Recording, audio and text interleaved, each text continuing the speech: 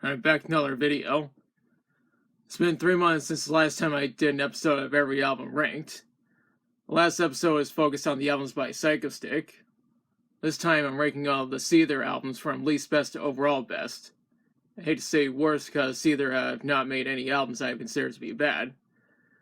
Just to be clear, I will be excluding Disclaimer because of all the songs they're on Disclaimer 2. I'm also excluding Fragile because I don't have that album. I've already reviewed all the other albums by Seether, and here they all are. Just a heads up, this does not reflect my opinions of anyone else. It was only my personal opinion. Now I'm going to rank the albums. Now starting off the list is Finding Beauty in Negative Spaces from 2007. Even though this is my least favorite Seether album, I don't consider it to be that bad. If anything, it's pretty good.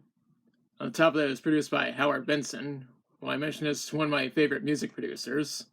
I mentioned before that this was the first album that Seether recorded as a trio, and they would do this again for a few other albums. And let's set this aside for now. Next up, we have Holding On to Strings Better Left to Fray from 2011. I always consider this to be an improvement over the previous album. It may not be as good as Karma and Effect, or its predecessors, but I still appreciate it for what it is. It's also the second album that Seether recorded as a trio.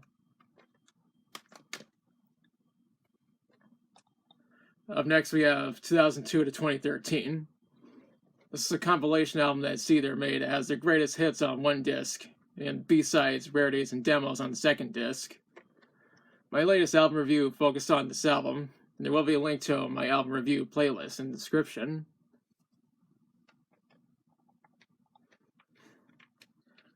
Moving up, we have Disclaimer 2 from 2004. I mentioned in my review that this is the deluxe version, as you can see right here. And I also brought up the fact this is a re-recording of Disclaimer, which was the band's debut album, not counting Fragile.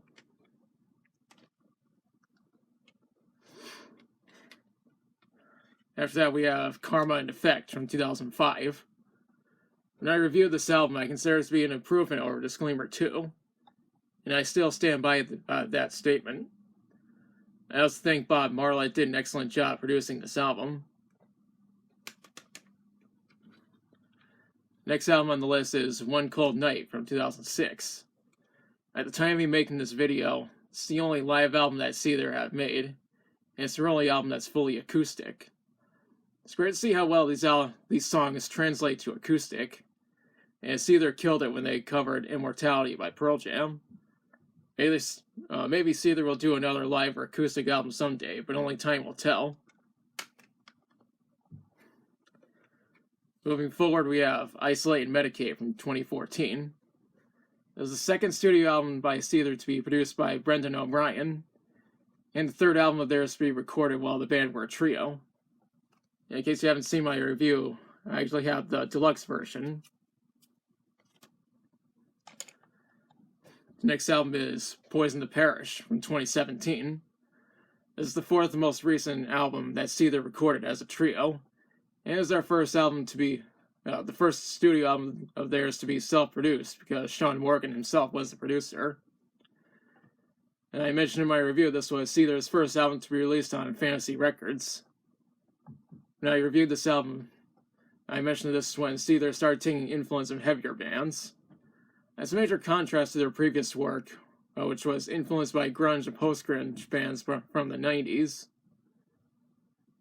And I also mentioned in my review that this is the deluxe version, as you can see here.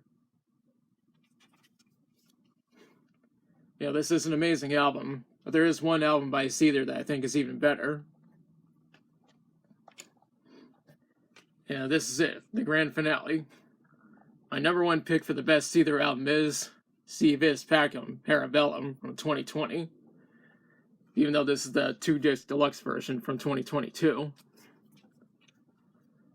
This is also Seether's most recent album at the time of me making this video, and is their heaviest album to this day. I don't know how they can top this.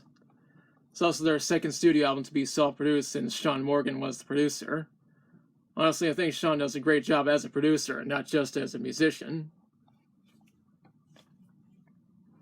And that is my official ranking for every single album by Seether, with the exceptions of Disclaimer and Fragile.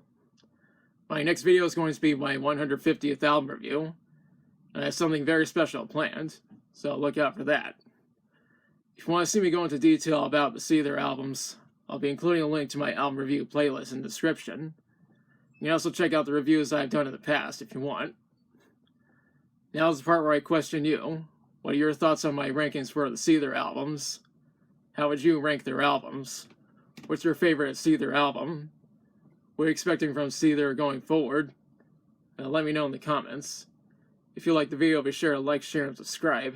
Be sure to press the notification bell to notify future uploads. Thanks for watching, and I'll be back soon with my 150th album review.